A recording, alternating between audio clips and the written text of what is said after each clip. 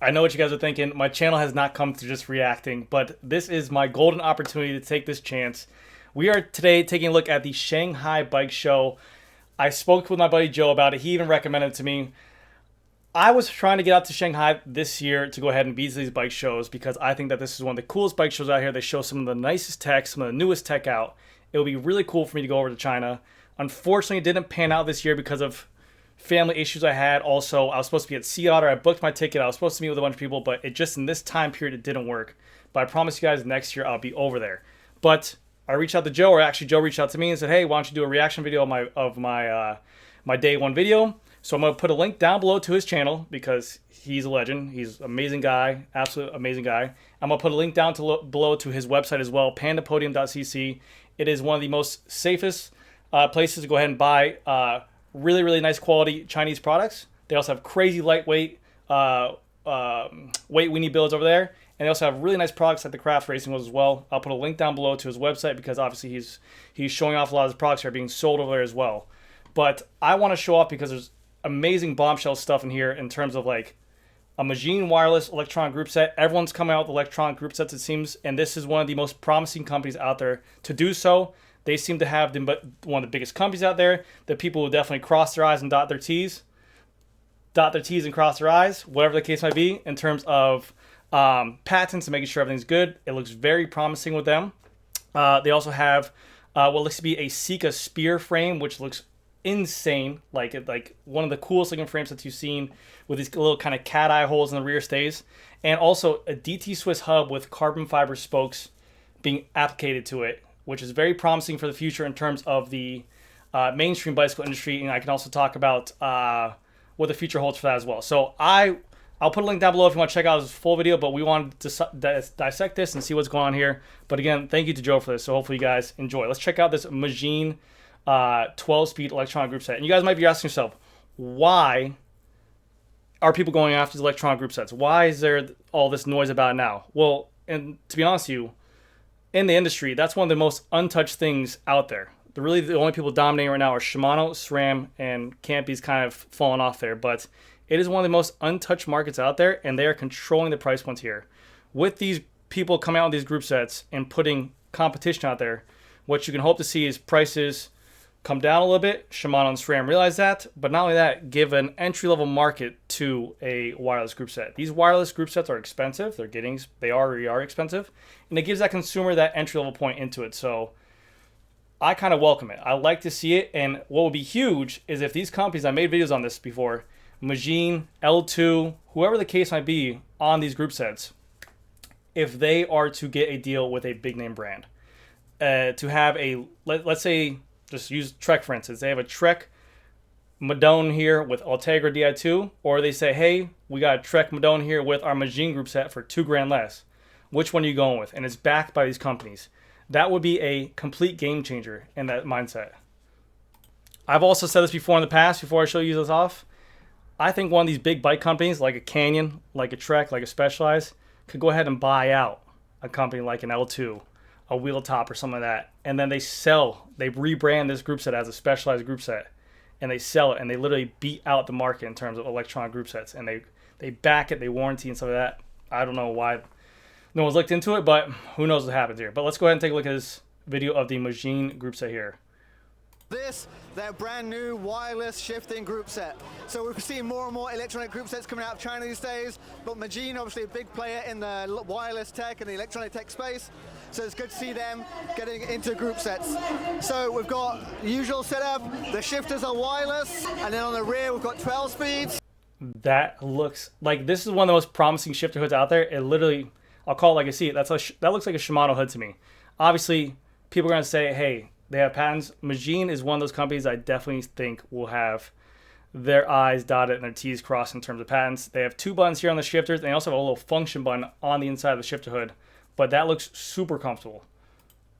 So again, on the right hand, you've got your 12-speed gears. Each shifter has 3 buttons.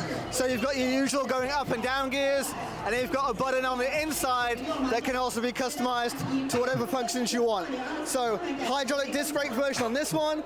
There's also a rim brake version coming for all your rim brake fans.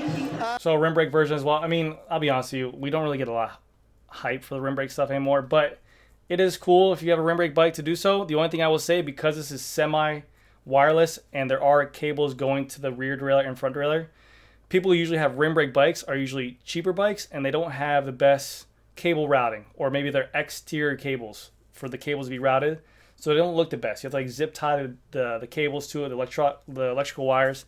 I have made rim brake bikes that are aluminum fitted with electrical wires, Di2 wires, like Shimano stuff, and it just kind of looks not the best. And yeah, so front derailleur and rear derailleur are connected wired to a battery in the seat post, as you would with your Di2, and then the front shifters are wirelessly connected to everything.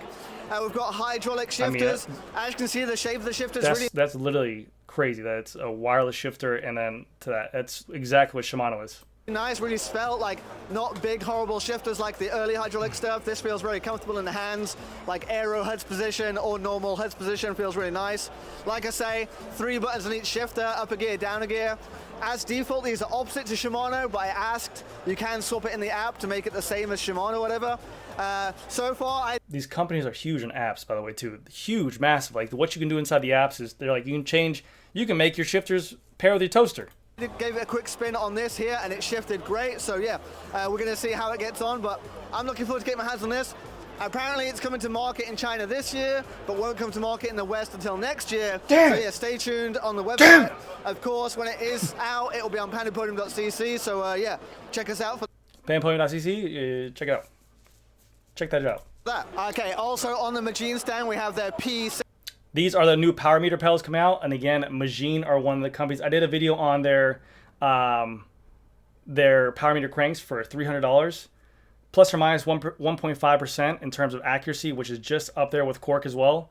And like I said, this is one of the bigger companies to be out there in terms of product support, customer relations as well. They're a really, really, really good company. So to see them have a dual-sided power meter pedal come out with a look CMZB pedal on here, a look style cleat, looks very, very nice. I don't know the price of these things yet, but plus or minus 1% power accuracy, 120 hours long battery life, 152 grams each pedal weight too, which is really competitive. That's crazy lightweight, and I believe they're supposed to be lighter than Favero Asiomos for the dual. So 715 power meter pedals. These are a slight upgrade over the P705s, but yeah, just a dual-sided power meter pedal. Looks like we're using the look standard, but yeah, dual-sided power meter pedals. They feel pretty light in the hands. They're coming to retail in July, I believe. These are also going to be available overseas, so pandapodium.cc.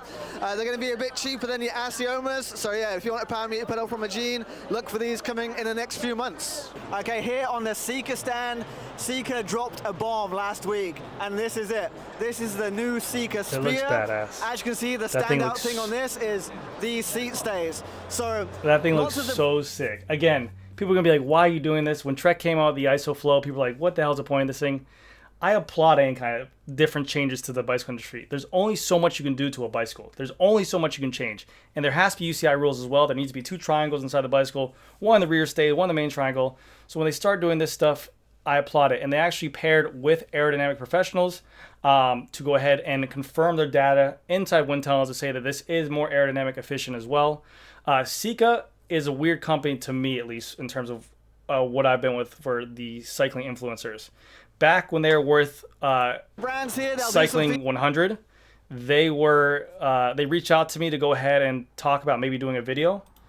And that was when like Cam Nichols did a video and stuff like that, and they said they want to send me out a frame. Then they had that whole kind of issue where they weren't getting back to customers with their orders and stuff like that. So I never got to see a SEKA frame in person. I know a lot of people compare the old school style SEKAs, like this one over here in the corner, to like a Factor Ostra Vam, the first gen. But it seems like their product is, without a doubt, really, really good quality, and everyone says they ride really nice, and their finishes, their paint jobs look really professional. It doesn't look like a China bike at all. It looks very high-end. But this frame right here, what they say for this frame looks to be an all-rounder, an aero, compliant, a climber. It does everything. They're going to have 2 versions of it, an ultralight version and then just a regular version. And the ultralight version would kind of just be like their nicer carbon layup, yada, yada, yada. But they're saying it's 690 grams for the frame set. That is a wild claim, but they're backing up and saying that. So let's see what happens there. But you are in S-Works territory for a frame set, and it looks beautiful. It looks absolutely, absolutely amazing. They worked with Aero Coach to do a full like CFD analysis and then validate it in the wind tunnel. And yeah, this thing is fast. Yeah, they're not playing around. To get to work with Aero Coach, to work in the wind tunnel, Aero Coach literally makes time trial stuff. They live and breathe wind tunnel. Maybe, but the attention to detail on this frame is pretty crazy. So the frame also comes with its own bottle cages. So these bottle cages are custom designed to help the airflow around the frame. Bottle cages. But even the bottle cage for the down tube and the bottle cage for the seat tube are different designs. So just the attention to the detail that's gone into this is pretty mental. I like that, but also I don't like proprietary bottle cages. I'm a big fan of switching out stuff and changing stuff on my bicycle. But cool. Now, in terms of R&D, yeah, SEKA seems to be quite far ahead of the Chinese competition. Again, like the old Exceed, we've got two versions of the frame. Beautiful. This is the RYSEL RDC version, the super light. That looks so sick right there. Just different. Version, and then there's the regular like race version as well. Paint job, also a pretty standout feature. Looks like a cool paint job. But yeah, very interesting to see this, the SEKA Spear, in the wind tunnel.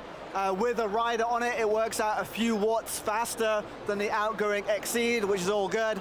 And at the same time, still being lighter, still being stiffer, still having more tire clearance, and all that stuff. I was talking. Us cycling influencers talk about this all the time. It gets tired saying that. Lighter, faster, stronger, aerodynamic. It's a joke. It's a joke at the end of the day, but it is all true. I mean, it all comes out in data. It's lighter, faster, stiffer, better, stronger. But man, we heard it a lot. Working with the boss just off camera because I want to get this on Panda Podium. I know you guys are asking, but they're still struggling to keep up with demand even in China. So as soon as we can make these things fast enough, we'll be selling them as well. But yeah, this SEKA Spear, the brand new frame from SEKA, I think it's quite a good looking frame. What do you guys think? Yeah, that frame is beautiful. And that's why I've heard about SEKA as well from people who reach out to me to ask, because I get people, I don't sell SEKA, but the people say, hey, where can I reach this out at? They basically say that every time they get in contact with a company, they're on months or weeks wait time. This stuff, you can go ahead and check out this video. They had over here a Van RYSEL bike. If you guys did not know, I had my hands on a Van RYSEL bike for about a month, 4 weeks total. Before they kind of blew up, they were really nice to send me out a demo bicycle for a while. I got to ride it. It was not the RCR Pro. That is their nicest carbon layup. I got to ride just the RCR, and a phenomenal bike. The most affordable bike on the Pro Peloton at the moment. They have some winning riders over there as well with Sam Bennett, and I believe Ben O'Connor as well. So the bicycle looks amazing. The bicycle is fast. It was very stiff. It felt like a quality bike. It looked really, really nice. And RYSEL's Decathlon's in-house bike brand. I assume the frames are made in China. But yeah, what a paint job. I absolutely love this. Yeah, the neon pink, the fade to the bare carbon. You can see all the carbon layup and stuff. Yeah, very juicy. I'm guessing not a monocoque frame because they tactically spray paint. Look at that chainring, dude. That's a dinner plate. You can literally eat. It's got to be a 56, a 54 on there. That thing's huge.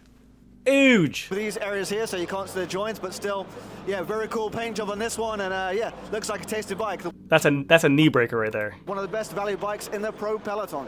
So a few things catching my eye on the Java stand. One of them is this. This is an unreleased L2 ERX. This is showing off a TT version of L2 ERX for time trial stuff, which is really badass to see them going into that market.